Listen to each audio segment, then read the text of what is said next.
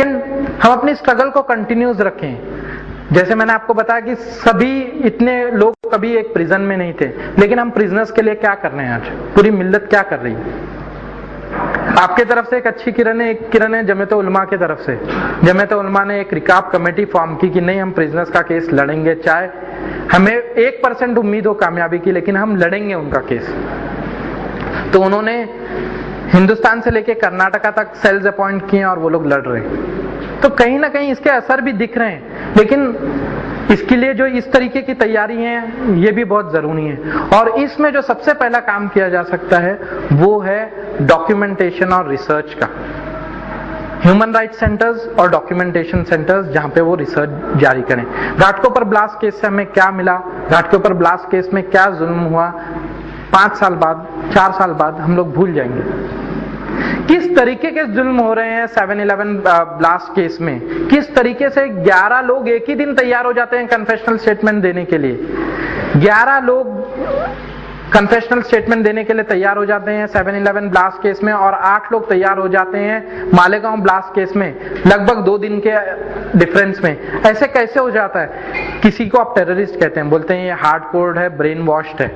वो आदमी अपना जुल्म क्यों कबूल करेगा, क्यों इकबाल करेगा?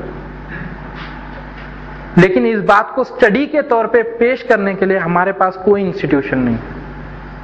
जब तक कि आप एक लेजिस्लेशन के खिलाफ लड़ाई लड़ रहे हो और उसमें आपका रिसर्च नहीं है कि ये जो एक इमेजिनेशन, एक फिक्शन के वजह से आपने एक लॉ कायम किया है, इस लॉ में ये खामियां हैं, जब तक कि आप उनको डेमोन्स्ट्रेट नहीं करेंगे तब तक कि लेजिस्लेशंस नहीं बदलेंगे।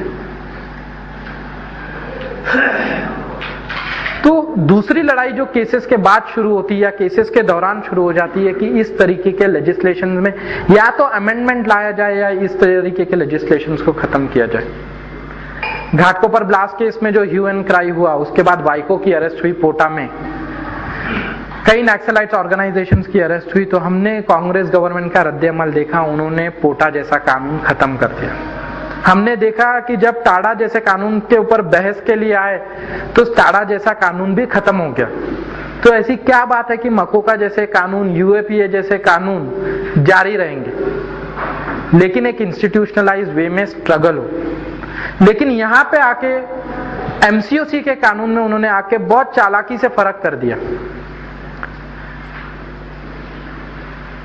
1997-1998 में जब बहस चल रही थी सरकार में कि एमसीओसी जैसा कानून लाना चाहिए या नहीं लाना चाहिए और एमसीओसी कानून का दायरा क्या होना चाहिए, तो उस वक्त ये कहा गया था एमसीओसी कानून के दायरे में दहशतगर्दी भी होना चाहिए। क्यों होना चाहिए? क्योंकि नक्सलाइट ऑर्गेनाइजेशंस बहुत ज्यादा कुव्वत से महाराष्ट्र में काम कर रहे हैं, लेकिन जब उसके अमल की बात आई तो एक भी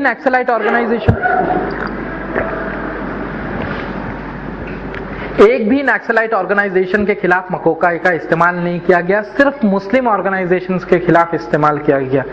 क्यों? क्योंकि left wing organisations immediately research पे आ जाते हैं,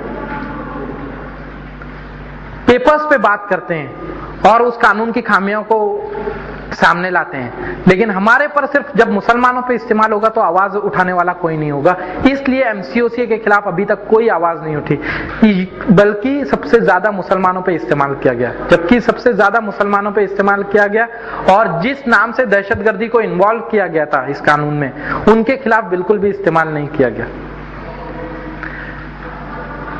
तो एक पॉलिटिकल स्ट्रगल कैरी आउट करने के लिए, एक एकेडमिक और इंटेलेक्चुअल स्ट्रगल कैरी आउट करने के लिए हमारे पास ना इंस्टीट्यूशन है ना लोग। उसको ये जो चीज है कि एक इंस्टीट्यूशनलाइज्ड वे में हम तैयारी करें। मैं हमेशा इंप्रेस करता हूं इस बात पे कि डॉक्यूमेंटेशन सेंटर्स हो, ह्यूमन राइट्स का नेटवर्क हो, district to district, unit to unit. ये एक पहला स्टेप हो सकता है कि कल हम जब किसी बात को कहें तो वही इंपैक्ट से, टाडा जैसे हटा, पोटा जैसे हटा, उसी इंपैक्ट से ये सारे कानून भी हट जाएं। लेकिन सिर्फ ये मुसलमानों पे इस्तेमाल हुए हैं और मुसलमान इसके खिलाफ कुछ ना करें या सिर्फ एक महदूद मुस्लिम सर्कल इसके खिलाफ एहतजाज करते रहे तो कुछ हासिल नहीं होगा। हर एक ऐसे केसेस के बाद जहां हम दर्शा सकते हैं या जहां हम दिखा सकते हैं कि इस लेजिस्लेशन का फायदा नहीं हुआ, इसका इस्तेमाल गलत हुआ, तो वो इस्तेमाल किया जा सकता है। लॉयर्स की टीम नहीं हमारे पास फाइट करने के लिए केसेस। लेफ्ट में और दूसरी ऑर्गेनाइजेशंस, कश्मीर में, ये वो, इन सब जगहों पर एक आदमी अरेस्ट होता है तो 10-15 लॉयर वहां खड़े हो जाते हैं। जज भी कोई बात सुनने, कोई बात का इकरार और कोई बात का इनकार करने से पहले सोचता है, वरना आप कहते रहिए, कंप्लेंट्स करते रहिए, जज के कान में आई तो मन हुआ तो लिख लिया उसने, नहीं आया तो नहीं लिखा।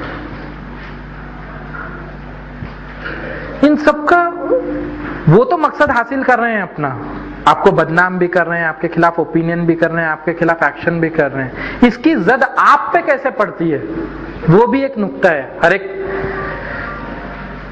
ये केस स्टडी को दरअसल मैं लिमिटेड नहीं करना चाहता था, इसके पॉलिटिकल फॉलोआउट्स और सोशल फॉलोआउट्स जो कम्युनिटी पे पड़ते हैं उस बात को भी मैं बताना चाहता हूं।